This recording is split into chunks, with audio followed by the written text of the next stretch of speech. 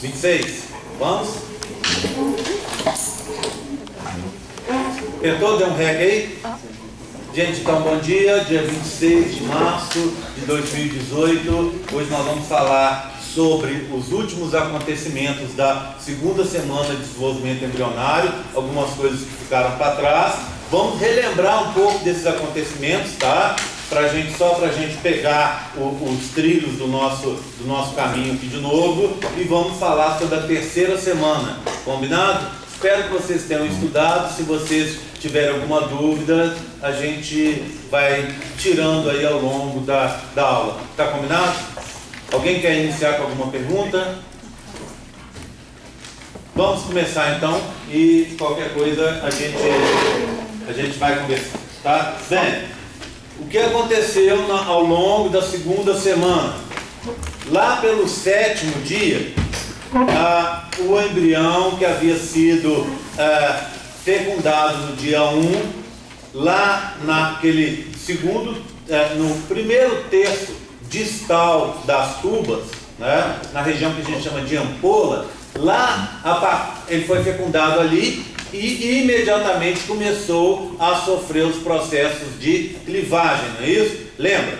Foi fecundado, virou óvulo com 2 pronúcleos, um masculino e um feminino. Depois você teve a cariogamia ou singamia, e depois a anfimixia. Aquela comparação para ver se estava tudo certo. Ou seja, se você tinha 23 cromossomos masculinos e 23 cromossomos de origem feminina. Então, quando estava tudo certo, você iniciou o processo de clivagem, que nada mais é do que mitose simplificada, não são isso? Tá? Bem, seguindo então, eu queria perguntar para vocês me ajudassem a lembrar, por favor, como é que é a clivagem humana, das características dela. Quem se lembra, por favor? Quem começa? Uma pessoa só, vamos lá? Ah lá, o Alessio lembrou que é Alessio, tá? Ok? Por quê? Porque não tem vitelo. Tem outras reservas, óbvio, mas não tem reservas na forma dessa gordura, desse lipídio específico que é vitelo. Tá bom? Tem outros lipídios? Claro que tem. Tem carboidratos? Tem. Tem organelas duplicadas? Tem. Tem aminoácidos? Tem. Tá tudo lá. Menos vitelo. Tá bom? Bem, outra coisa interessante para lembrar que eu não falei na última aula. Existe uma característica muito importante durante esse processo. Há uma estabilização do RNA. Alguém sabe me dizer como é que você controla quantas proteínas você produz num determinado tipo? Alguém sabe? Alguém se lembra? Como é que fala? O que vai acontecer? Você vai, a partir da cauda, né, você vai ter uma estabilização. Essa cauda vai sendo perdida, você perde essa estabilização e a molécula de RNA mensageiro é destruída. Então, basicamente é assim: você pega a molécula de RNA mensageiro e faz alguns ciclos com ela e a destrói. Se você quiser fazer mais proteína, mais RNA mensageiro. Funciona desse jeito. Tá? Bem, o que você faz nesse caso para você evitar uma destruição dessa molécula de RNA mensageiro? Você protege as extremidades. E protegendo a extremidade, o que acontece? Ela vai permanecer um número muito maior de ciclos de replicação, tá? de tradução. Ok? Tudo bem? Então, na média, a gente tem em torno de uns 4, 5 ciclos por molécula de RNA mensageiro. Ou seja, uma molécula de RNA mensageiro vai dar origem a umas 4, 5 cadeias polipeptídicas. Tudo bem? Tranquilo? Quando você faz essa estabilização, ela passa a dar em média em torno de umas 25, 30 cadeias de polipeptídeos. Então ela fica muito mais durável, muito mais duradoura. E aí é uma forma de você conservar, você dar uma reserva de RNA mensageiro para que os processos possam durar por algum tempo ali. Tá certo? Então isso era um assunto que eu tinha esquecido. Bem, então lá no final, o que acontece no final da tuba? Lembra daquela junção útero-tubária da região intramural? O que acontece nela? ela é uma região em que você quase não tem abertura. A abertura ali está muito fechadinha. Por quê? A tuba, ela é cheia de reentrâncias. A gente pensa na tuba como um caminho vazio. Mentira, ela é um caminho cheio de reentrâncias. Ela é cheia de buracos, tá? Cheio é um labirinto, tá bom? E aí o que acontece? Quando chega naquela região ali da junção útero-tubária, você tem ela praticamente fechada, com um caminho muito pequenininho ali, com um espaço muito pequeno. E como resultado disso, o embrião fecundado vai ter dificuldades para passar, ele tem dificuldades para atravessar aquele caminho. E o mais interessante é o seguinte: aquele caminho ali, aquela região, ela responde aos níveis de progesterona. Enquanto os níveis de progesterona não aumentam o suficiente, ela fica fechada. Ela não dá espaço, ela deu espaço para passar os espermatozoides, que são as menores células em volume que a gente tem. Como eu disse a vocês na aula passada, elas ocupam o volume equivalente ao núcleo celular, então elas são pequenas, né? Elas passam. Mas o zigoto, resultado da fecundação, e depois o embrião em processo de clivagem e depois de bláscula, ele é enorme. Você está falando de algumas centenas, algumas milhares de células. Ele não passa. Ele fica preso ali. E quando o embrião chega ali, você teve só 3 dias depois da fecundação. Ou seja, do terceiro até aproximadamente o 5º dia, o embrião fica preso ali, fica estacionado ali. Aí o processo continua, ou seja, as clivagens vão continuar enquanto ele está estacionado, a formação da bláscula vai acontecer enquanto ele está estacionado. Alguém tem ideia por que ele fica estacionado ali? Tem um sentido muito claro nisso. Alguém tem ideia? Alguém sabe me ajudar? Hein? Vamos, Jéssica, acordando! A carinha de sono, vamos lá. Alguém sabe me ajudar? Alguém pode me ajudar? Oi? Para que não aconteça a nidação até o momento certo, até para que não aconteça nidação, implantação até o momento certo. Lembra? A progesterona prepara o útero para receber esse embrião que está chegando. A preparação não está feita ainda. No terceiro dia não está feito, o útero não está pronto para receber o embrião. Então o que acontece? A progesterona está agindo lá no útero, lá no endométrio, deixando o endométrio pronto para receber o embrião. E aí, para que resolva, baseado em uma forma inteligente, baseado nos próprios níveis de progesterona, a tuba fica fechada, a junção útero-tubária fica fechada, e o embrião não atravessa a tuba para cair lá no útero, ele fica preso na tuba. Entenderam? Então o que acontece? Quando aumenta os níveis de progesterona, quer dizer o seguinte: os níveis vão aumentando, aumentando, aumentando, e aí o que acontece? A região do útero fica preparada para receber o embrião. Isso acontece lá pelo 5º dia aproximadamente. E aí o que acontece? A junção útero-tubária se abre, ela se alarga, ela aumenta o seu diâmetro, permitindo com que o embrião passe para dentro ali do útero. Aí tem aquelas fases que eu já contei para vocês da implantação, não é isso? Eclosão do blastocisto, posicionamento depende de que proteína, hein? Gente, aqui não é igreja, tá? Pode falar bem alto, não tem problema, e pode falar besteira, né? Na igreja você não pode falar nem alto, nem muito alto, nem falar besteira. Aqui pode falar besteira e pode falar alto, tá? Então, falando, quando você fala, ajuda você a guardar e ajuda eu saber se você tem dúvidas ou não, tá? Jéssica vai para a sua primeira pergunta. Bom dia, Jéssica, acordou? Porque você falou que até o 5º dia já é o embrião? O embrião, a partir da fecundação, o embrião. O embrião vai estar lá na parede ali, né? Isso, preso na junção útero-tubária. Nesse caso, pode acontecer ali uma nidação e ter uma gravidez ectópica? Não, só se ele permanecer ali por mais tempo. Como você conseguiria mantê-lo ali por mais tempo? Tem vários motivos. Por exemplo, pode acontecer uma doença inflamatória, que nem uma tuberculose. O que a tuberculose faz? A tuberculose afeta os pulmões, não é isso? Tudo bem, mas ela não afeta só os pulmões. Tuberculose dá inflamações no organismo inteiro, inclusive nas tubas. E o que acontece quando dá uma inflamação? Dá uma inflamação e dá uma cicatrizinha, não é isso?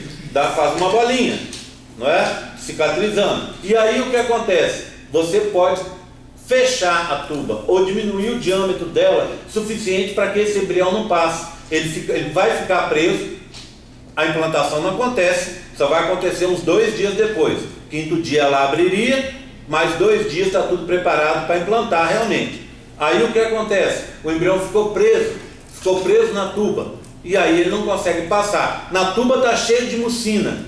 Eu gosto muito de explicar isso numa questão pura e simples de peso. Imagina você colocar uma coisa muito pesada, o embrião com milhares de células na tuba. A mucina, o muco, né? A meleca que está ali, ela vai ser o quê? Ela vai ser ela vai ser uma estrutura física que vai impedir essa implantação, fisicamente mesmo. O que acontece? Tem um embrião pesadão ali. Se ele ficar um tempo, a mucina segura. Se ele ficar muito tempo, ele pesa e desce, tá? Ele vai pesar e descer. Na verdade, isso é uma explicação simplista, tá? O processo é mais complicado do que isso, muito mais. O embrião vai fazer primeiro ligações com a mucina e depois ele vai se ligar com proteínas específicas via selectina, etc, para conseguir se implantar, tudo bem? Mas essa explicação física minha, eu gosto dela porque ela é elegante, todo mundo entende. Você colocou uma coisa muito pesada numa coisa que é macia, ela vai deformar a coisa macia e a implantação vai ocorrer. Sem dúvida nenhuma tem ligações químicas, sim, mas sem dúvida nenhuma a parte física está envolvida. Tudo bem, tranquilo? Aí o que aconteceu? O embrião entrou, aí vão acontecer os processos que a gente já conversou na outra aula. O processo de eclosão do blastocisto, depois o posicionamento, que vão depender das L-selectinas, e depois o processo de adesão, que depende das proteínas transmembranas, que a gente conhece como integrinas, não é isso? Ele ligou de forma fixa, de forma bem consistente, bem forte, né, com a membrana plasmática do endométrio, e aí ele vai conseguir entrar, tá? Na verdade eu estou fazendo, né, um modelinho, não é nem para vocês, mas ele está numa fase ainda inicial, para a gente dar uma olhada nas camadas, na estrutura do útero, tá? Então esse aqui são os tecidos do útero. Embaixo você teria, lembra dessa história? O epitélio está indicado em rosa, o conjuntivo em rosa choque, tá? Epitélio e conjuntivo aqui. Só que aqui você tem um detalhe, lembra-se disso? Parte do útero é uma serosa, que a gente chama de perimétrio, e parte do útero é uma adventícia, só conjuntivo, que a gente chama de epimétrio. Por isso aqui, ó, conjuntivo só, tá vendo? Conjuntivo com epitélio aqui, em algumas regiões. Depois, uma grande camada de músculo liso. Depois, uma camada de conjuntivo, 2 terços ao contrário, desculpa, assim, 1/3 é extrato basal, 2/3 extrato funcional, esse que é perdido durante a menstruação, não é isso? E em cima dele um epitélio, olha, um conjuntivo, continuação, e um epitélio, tá? É nesse epitélio que o embrião vai se ligar via L-selectina e depois via integrina, produzido sempre pelo trofoblasto.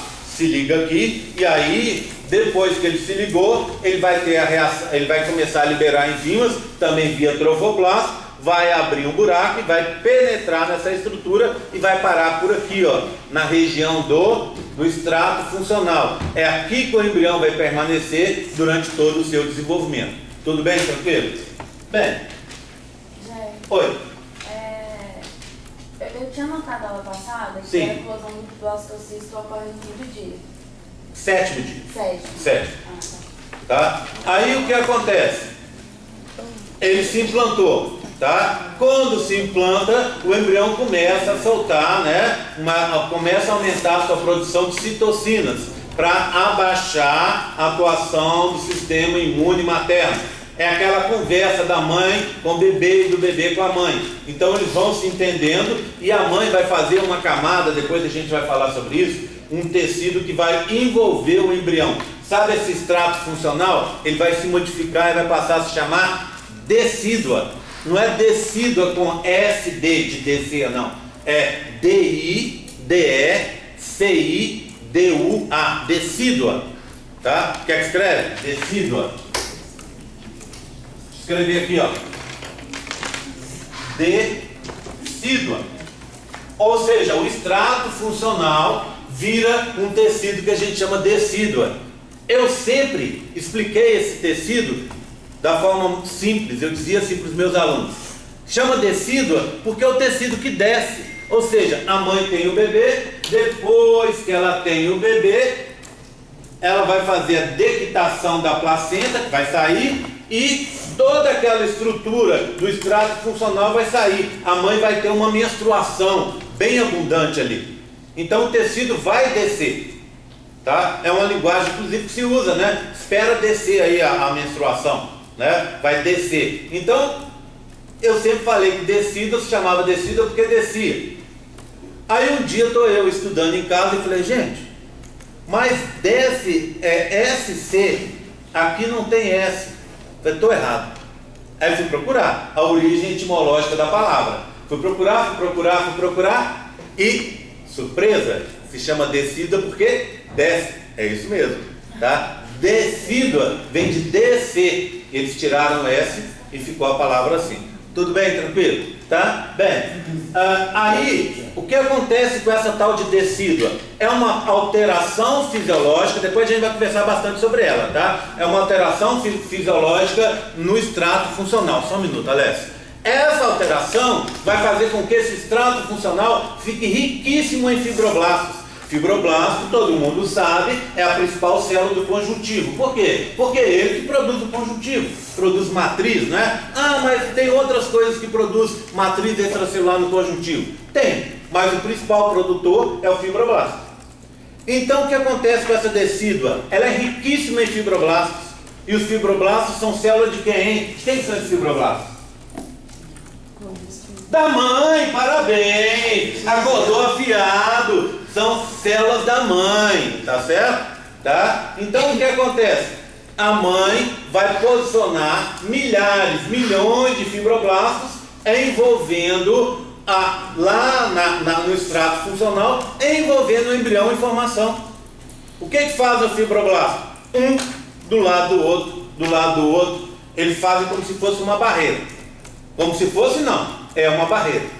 E lembra, fibroblasto é de quem? Da mãe.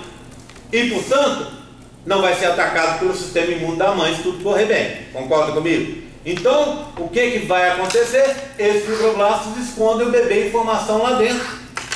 Tá vendo? É uma conversa. Tá? Eu fico doido para usar uma palavra em inglês aqui, que é um crosstalk entre a mãe e o bebê, né? Uma conversa entre eles, né? Que vai fazer o quê? Vai fazer com que eles possam se ajeitar, que o bebê não seja perdido nesse processo de formação, nesse processo inicial de formação. Apesar disso, a maioria dos abortos espontâneos acontece nesse período. Já conversamos sobre isso na aula passada, né? Só um minuto, vou começar a atender o Alessio. Fala. A implantação ela começa a acontecer a partir do 7º dia? A partir do 7º dia, final da primeira semana. Tá. Uma coisa que ela não repercutiu. Até o 13º, mais ou menos. O que acontece no 5º dia? No 5º dia, ele vai estar preso na tuba, extrato funcional fechado. Tá. Aí a tuba começa a se abrir no 5º dia. Para ele entrar, ele vai 2 dias, ele vai girar ali. Já tem trofoblasto, claro, antes da implantação, certo? O trofoblasto já está lá, só não tem cisto e sincisto. Qual que é a origem dele, comparando com o óvulo? Qual que é a origem dele? Ele fica na parte de fora, depois daquele processo de diferenciação que há dentro e fora. Junções adesivas e oclusivas.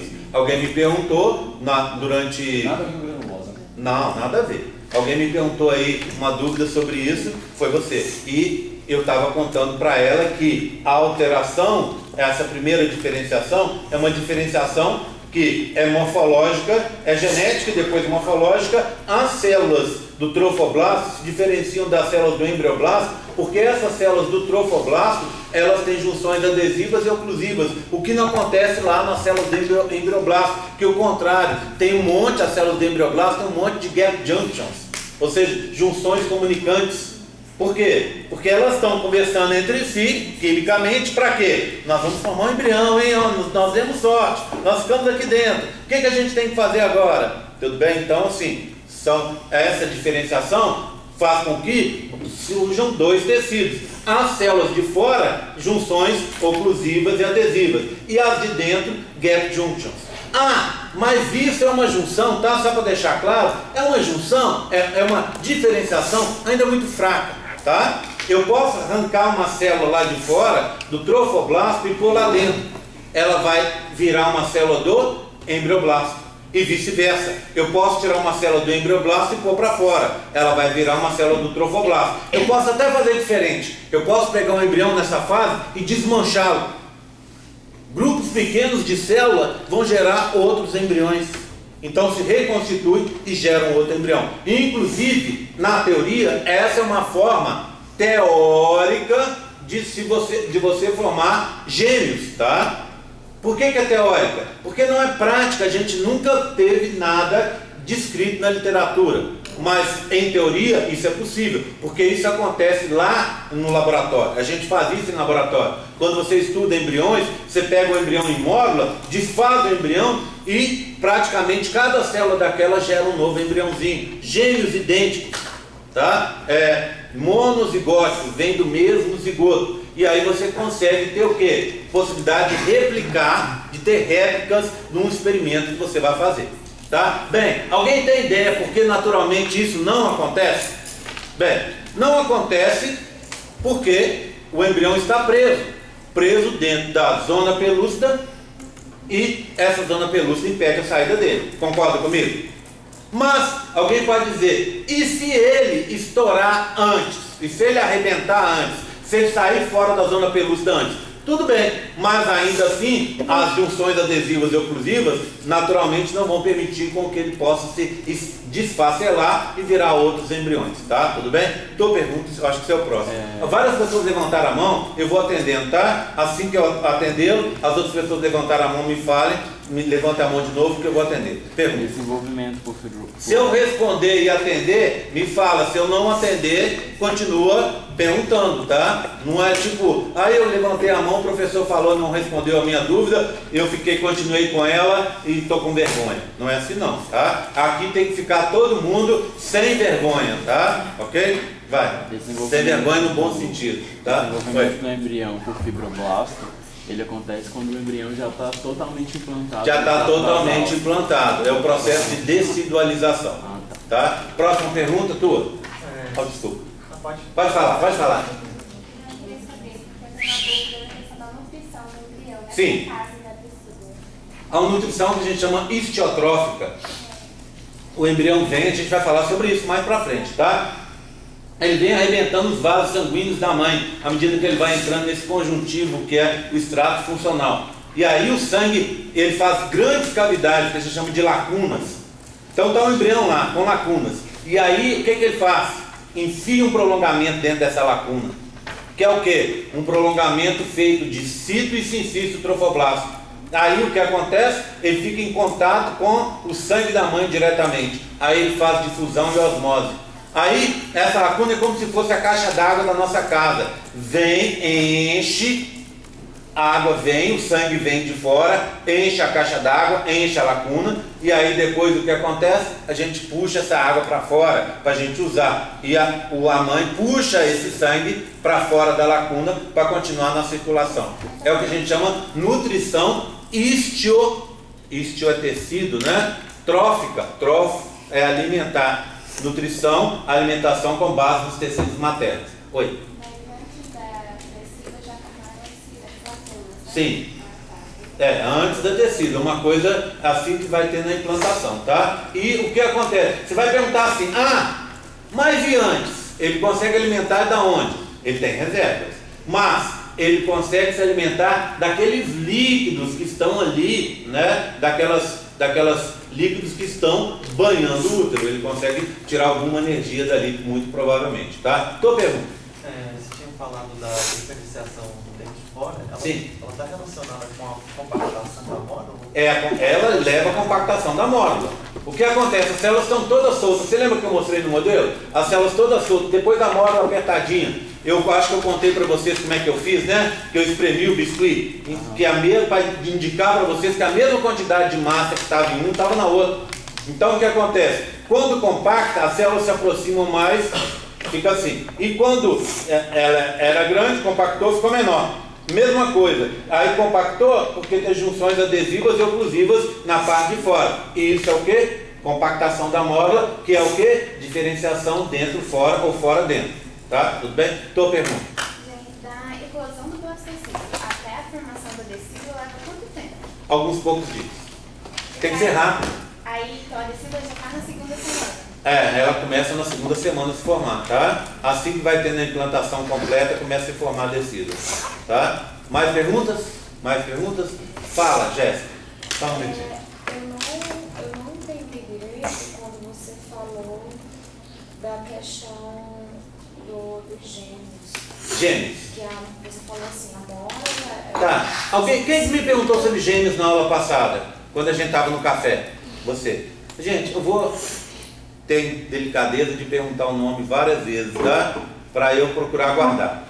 Na turma passada pode perguntar aos meninos. Eu já esqueci alguns nomes, mas eu guardei todo mundo, tá? E esqueço porque a cabeça é fraca mesmo. Mas a ideia é guardar o nome de vocês, que eu acho muito mais correto. Está guardando o nome e tendo uma turma menor, a minha intenção é lutar para guardar o nome de vocês, tá? Seu nome?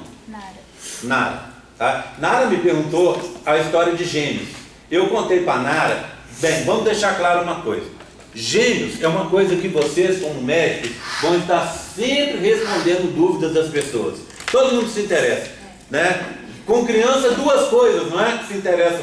Aliás, três coisas, vamos lá. Com quem se parece, a cor dos olhos, né? Eu tenho lá um texto na Ciência Hoje, que acho que eu vou trazer impresso para vocês, um texto meu, sobre definição de cor de olhos, é muito bonitinho, tá? Cor de olhos e como se formam os gêmeos, né? A chance de ter um gêmeo, por isso que a gente vai ter, de ter gêmeos, por isso que a gente vai ter uma aula sobre gêmeos, tá bom? Bem, são dois tipos de gêmeos. Os gêmeos, a gente chama de, o pessoal vai chamar para vocês gêmeos de fraternos. Fraterno é um nome infeliz, porque fraterno é de uma palavra que vem do italiano, que quer dizer irmão, irmandade, fraternidade, são sinônimos, não é isso? Então fraterno em italiano, em latim, quer dizer irmão. Gêmeos irmãos, me ajuda aí. Gêmeos idênticos, são fraternos idênticos. Idênticos também não presta, porque ninguém é idêntico a ninguém. Você vai falar, mas eles são clones. São, mas age o ambiente nesses gêmeos e eles ficam diferentes. Então ninguém, graças a Deus, é igual a ninguém. Não é verdade? Mesmo esses que são muito parecidos, claro que eles são muito mais próximos que você e seu irmão. Claro que são. Mas ainda assim eles são diferentes. Então idênticos quer dizer exatamente iguais. Mentira. Tanto é que se o Alessio tiver um irmão idêntico e o Alessio cometer um crime, ou o irmão dele cometer um crime, se tiver lá, se eu for um detetive e avaliar o material genético que ficou de uma amostra de sangue que o Alessio deixou na cena do crime, e se eu examinar o DNA, eu não consigo separar do irmão dele. Pode ser ele, pode ser o irmão, não posso acusar ninguém, porque eu não posso prender os dois, sendo que um só cometeu o crime. Concorda comigo? Tá? Eles teriam o álibi, então perfeito. Mas, por outro lado, se eu faço perfil proteico dessa amostra de sangue que está ali, ou de tecido do Alessio que ficou lá, ou do irmão, eu consigo separar. Por quê? Perfil proteico, produção de proteínas é ambiente também. Resultado, a produção de proteínas dele é diferente do irmão, porque haja ambiente. Então, gêmeos idênticos e gêmeos fraternos, não, esqueça. Apesar de você ter que saber que as pessoas vão chamar assim, Gêmeos univitelinos e bivitelinos também não presta. Por quê? Porque esses gêmeos, eles são, a gente vai aprender quando tiver na nossa aula, que existem, você pode ter o gêmeo, que o correto é chamar de monozigótico, que vem de um zigoto só, com dois sacos vitelinos, ou com um só. Então, os monovitelinos podem ser, os monozigóticos podem ser uni ou bivitelinos. E os bivitelinos são sempre dizigóticos, vêm de dois zigotos. Tá bom? Mas a gente vai aprender isso para frente. Bem, a história é o seguinte. Você tem duas formas de formar os genes. Claro, os dizigóticos, duas fecundações, ponto final. Duas ou mais. Tá? 2 espermatozoides, 2 ovócitos, 2, tudo separado. Agora, e os monozigóticos, como eles se formam? O embrião, quando está na fase de clivagem, de mórula para frente, ou na fase de blastocisto, ou ainda na fase de bilaminar, foi a última coisa que a gente aprendeu na aula passada, por motivos que a gente não conhece, ele se separa em 2, ou em 3, ou em 4, e assim vai. Quer dizer, não há motivo para isso acontecer, a gente não sabe o motivo até hoje, mas acontece, tá bom? Então o que acontece? São duas formas de você formar os genes. Os monozigóticos, essa partição, separação do embrião, e os dizigóticos, duas fecundações. E eu disse que existe, em teoria, tá? Uma outra forma, tá, Jéssica? Que é o quê? Você ter aquele embrião que está na fase de mórula, 16 células, ele eclodiu antes, vamos supor, por algum motivo se desfez a zona pelúcida, e aí o que acontece? Por outro motivo, a mórula se partiu em duas e gerou 2 bebês. Isso em teoria acontece, a gente faz isso em laboratório, tá? Então na prática, na prática foi comprovado, mas no organismo humano não existe um mecanismo, pelo menos conhecido até hoje, né, que indique essa é uma forma de formação de genes. Concorda comigo? Se isso acontecer, se for um dia comprovado, é a formação de gêmeos monozigóticos, não é? Ok? Tudo bem? Entendeu? É isso que eu quis falar. Oi. Mas nesse caso, sim. Quando, se não for... Tá aparecendo aí, Nara? Tá cortando um pouquinho. Tá cortando? Aham. Cortando, dá uma ajeitada, pode ajeitar. Tá? Isso é para vocês verem. Tá? A Nara é a nossa videomaker de hoje. Pode falar, Jéssica. Porque se não for essa explicação a outra, que quando tiver esses processos de clivagem separa, é isso? Como é que é? A outra hipótese, se não for esse desmembramento, Sim. é por conta de clivagem? Simplesmente separa. O motivo a gente não sabe direito, tá? Mas acontece, tá bom? É um fenômeno razoavelmente raro. Não é muito raro, não. Mas 1/3 dos embriões acontece isso, dos gêmeos acontece. Você vai falar assim, poxa, mas gêmeos são tão raros, não são tão raros assim não. É um caso a cada 2.000 nascimentos. Então você tem bastante, concorda comigo? Só que 2/3 são os dizigóticos e 1/3 só os monozigóticos. Já não vou render o assunto não, tá? Mas já está estabelecido, já está bem estabelecido uma causa para a formação dos dizigóticos, genético, tá? Mas existe já hoje pesquisas, tá? Já viu aquelas pesquisas com milhares e milhares de dados, tá? De megadata que eles chamam, né? O que acontece? Essas pesquisas têm indicado que existe uma probabilidade, algumas probabilidades, que ao longo do tempo, isso aí vai dar talvez uma probabilidade estatística para você, quando for ginecologista e obstetra lá na frente, Jéssica, você poder falar com o seu paciente, com a sua paciente. Olha, você tem 40 anos, tá acima do peso, você é mais alta, passou muitos anos tomando anticoncepcional, você tem uma chance X de ter um bebê, de ter gêmeos monozigóticos, tá? Não vou render o assunto não, é bom para deixar essa pulguinha de curiosidade aí atrás da orelha de vocês, para a gente tratar depois, tá bom? Ok? Tudo bem? Tua pergunta. Matou? Pronto. Sua pergunta. Matou? Deixa eu seguir mais um pouco, então. Só você, vai. Voltando ao desejo, eu entendi por que acontece. Eu tenho do sistema nervoso também por causa de seu tecido funcional. Por quê? Por que teria a ver descido com tecido funcional? É o extrato funcional, ele desce. Ele é perdido. É por isso. Tá? Uma a origem da palavra vem daí. Tá? E essa descida se forma para proteger o embrião que está ali dentro escondido. E quem faz isso é a mãe, mas desde que o embrião libere citocinas específicas para que ela faça isso. E o bacana dessa descida, sabe o que é? É um fibroblasto diferente, cheio de reservas nutritivas, carboidratos e lipídios. Aí é um mistério, ninguém sabe exatamente o motivo. Um palpite que se tem é: esses carboidratos e lipídios servem para alimentar o bebê. Não tem nada provado até hoje, mas é um palpite justo e um palpite provável, concorda comigo? Tá? Então você teria uma outra forma de alimentação do bebê, talvez em casos mais específicos de extrema necessidade. Nesse caso, fibroblasto? Fibroblasto com reserva. Você lembra, só para a gente encerrar esse assunto, vocês se lembram daquela via funcional que leva fibroblasto até adipócito? O que acontece? Eu faço uma lipoaspiração, fico no cheio, rapidinho. Aí o que acontece? Se eu não mudar meus hábitos alimentares, os meus fibroblastos se transdiferenciam, né? Diferenciam de um tipo celular para outro, para adipócitos. E adipócito não volta para fibroblasto. O que acontece? Eu estou cheio de fibroblastos. Uma vez eu falei isso com uma pessoa, a pessoa falou assim: ah, mas não existiria um remédio para matar os fibroblastos? Eu falei: pô, eita, né? Então o que acontece? Não dá para fazer isso. Então, esses fibroblastos, se você não mudou a sua alimentação, eles vão virar adipócitos. E ao virar adipócitos, vão acumular de novo gordura do mesmo jeito. Tá? Agora, é um fibroblasto com reservas nutritivas.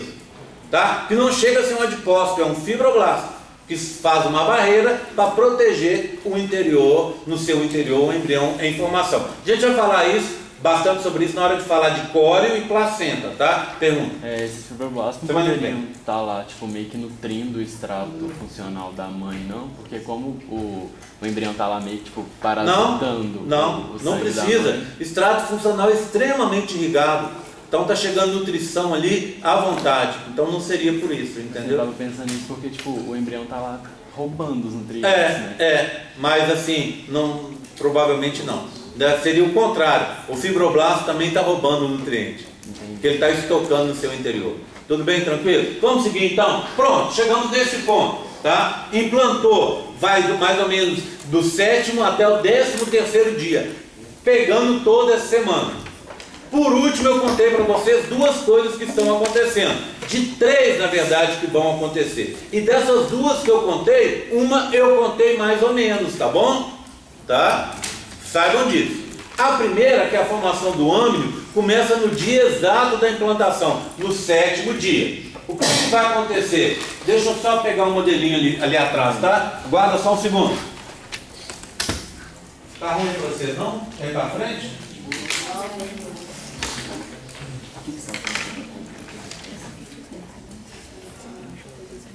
Pronto, olha aqui, ó. Eu tenho aqui para mostrar para vocês uma mórula que eu já mostrei na aula passada, tá aqui, não é? Massa compacta de células.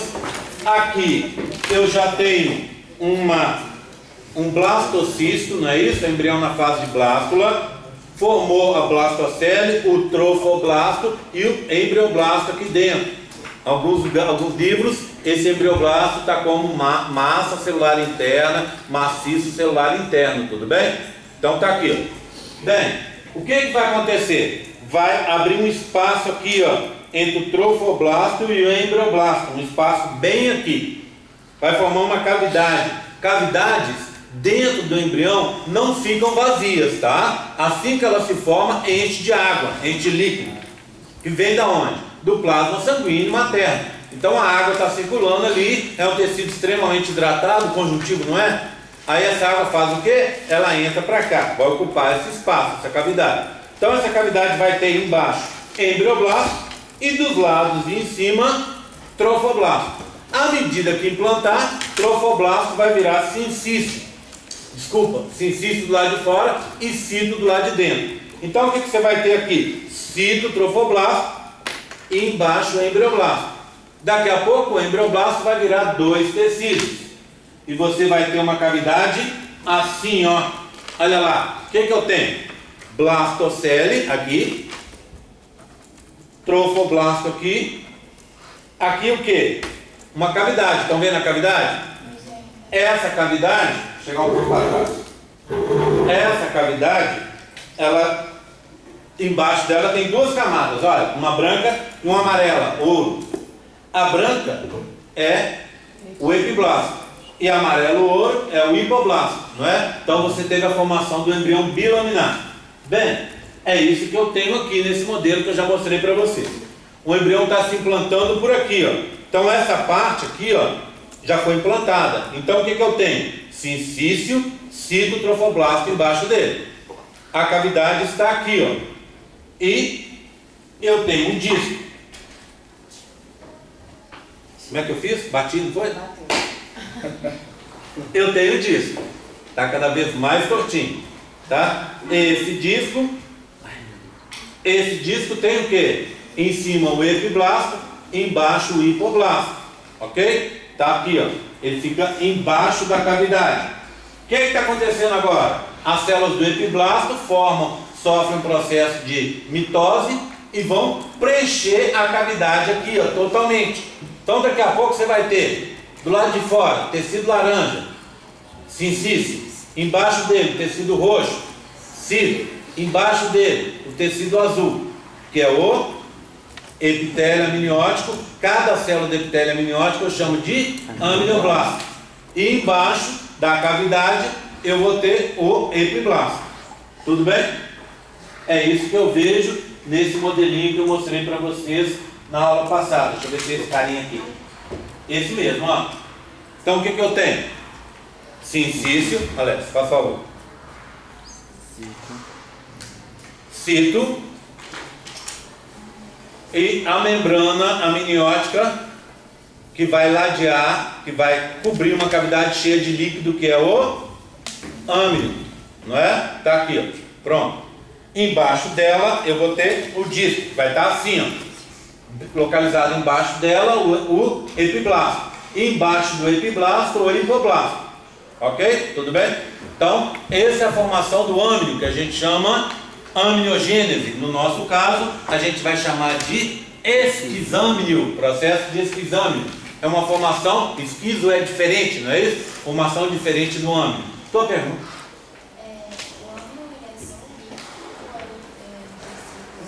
O âmino é tudo. Cavidade amniótica é aquela cavidade cheia de líquido. O âmino é essa estrutura, que é a cavidade mais a membrana. Tá? Ok? Então, âmino. Primeiro anexo embrionário a surgir. Oi? Não, membrana de Reuser vai vir agora. Lembra? Segunda coisa que eu falei na aula passada, essa parte aqui, que fica por baixo, embaixo, aqui é o local de implantação, tá? Implantou aqui, ó. Então fica no polo oposto, tá vendo? Esse é o polo, ela está depois do epiblasto, então tá em direção ao polo oposto. Essa aqui é o hipoblasto. Ela começa também a sofrer um processo de mitose. Ao sofrer o processo de mitose, as células vão descer e vão começar a cobrir essa cavidade, que chamava-se blastocele. Aqui embaixo é blastocele ainda, tá vendo amarelo?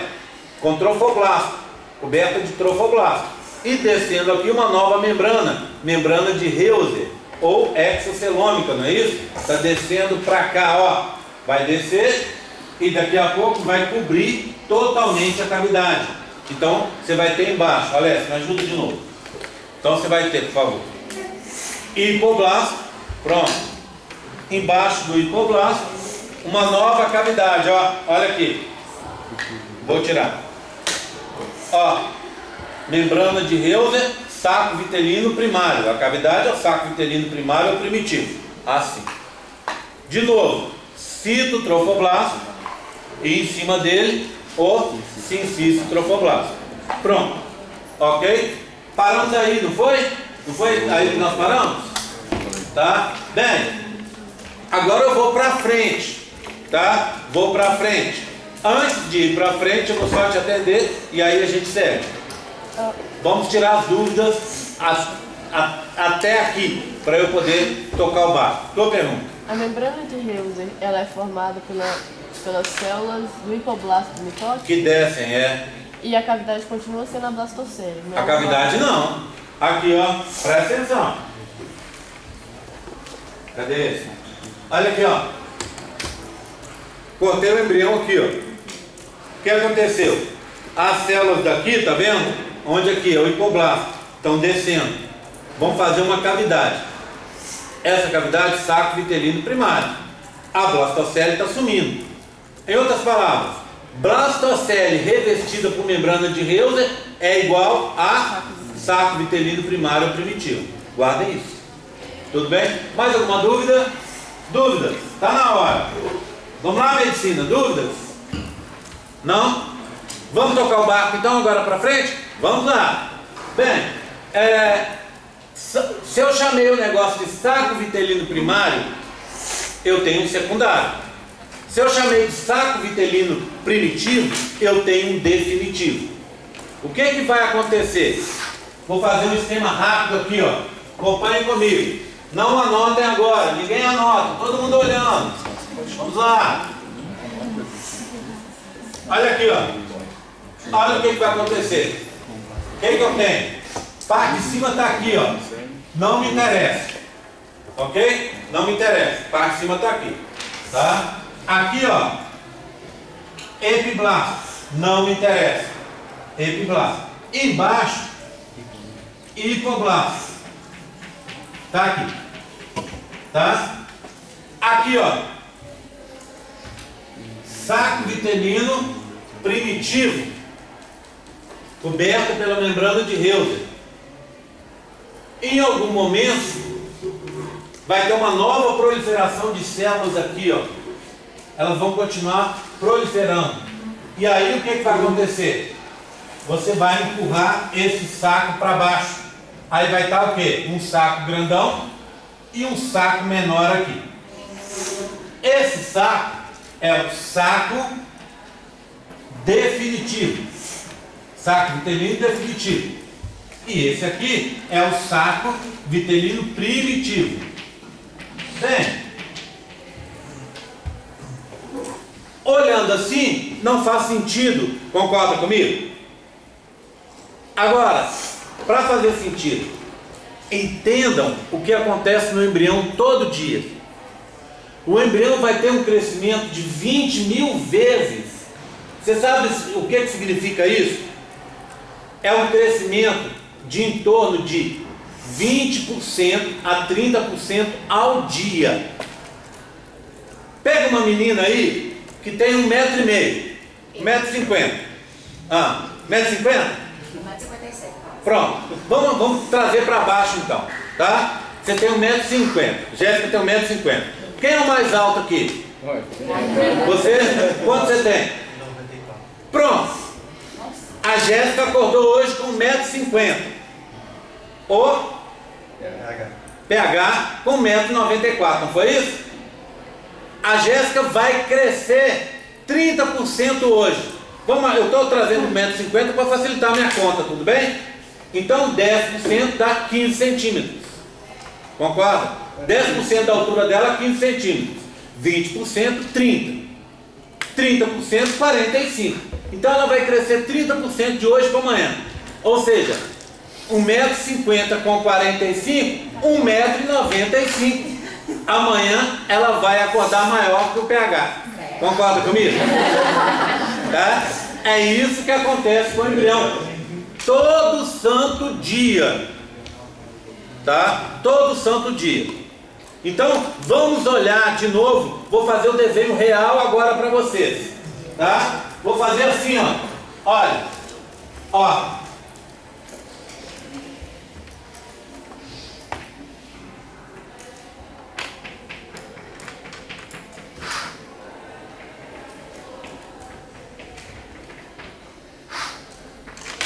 Esse é o embrião no dia, deixa eu chutar um dia aqui, no dia 8. E esse é o embrião no dia 9. Tá vendo? Olha a diferença de tamanho. O que eu tenho aqui? O que eu tenho aqui? Saco vitelino primitivo. É o que está aqui, ó. O que aconteceu daqui para cá? Ele cresceu 20 a 30%, ele ficou muito maior. Aí ele criou um novo saco vitelino. E o pequeno? O saco vitelino primitivo. Está ele aqui, ó. Ó. Viram? Está ele aqui. Ele manteve o tamanho dele. Só que agora criou-se um saco grande. Aí o que vai acontecer com esse saco? Ele vai, daqui a pouco, olha, acompanhe. Ele vai se soltar e vai desaparecer. Tá? Esse saco vira uma bolinha. Como é que a gente chama essas bolinhas em medicina, hein? Em biologia? Como é que a gente chama essas bolinhas? Cisto. É um cisto. Tá? Eu, por exemplo, tenho um cisto aqui, ó. Resultado lá da musculação. Agora ele anda pequeno, mas tem vezes que ele parece até um mousepad, assim, sabe? Né? Grandão. É o quê? É sinovial do líquido que está vindo aqui, ou é de gordura que está vindo para cá. Se eu ir lá no médico, tirar, drenar isso aqui, não adianta muito, porque eu continuo fazendo a musculação, o esforço continua, daqui a pouco ele dá de novo. Tá? Esse aqui é um cisto, né? O pessoal chama de quisto também, tá? Cisto, tá bom? Esse cisto tá aqui, ó, é um cisto, tá? Esse cisto eu vou chamar de exocelômico, mas para explicar essa parte final do nome, eu tenho que fazer um pit stop e voltar na parte anterior para você entender porque ele é exocelômico, tá bom? Combinado? Antes de seguir, vou te atender. Fala. É uma nova multiplicação de células do embrioblasto, simples assim. O embrioblasto faz uma multiplicação, cobre cobre a blastocele e forma saco vitelino secundário, primário. Aí o que acontece? Daqui a alguns dias ele tem uma nova multiplicação, só que o embrião cresceu. Aí ele faz um novo saco. A bolsinha pequena, o saco vitelino primário que estava lá, não cresce. Ele vai ficar ali embaixo. Você vai fazer um novo saco vitelino muito maior, uns 20 a 30% maior. E é o que está acontecendo aqui, ó. Lembra? Você tinha isso aqui, ó, unido, tá? Aí deixou de ser unido e vai se separar.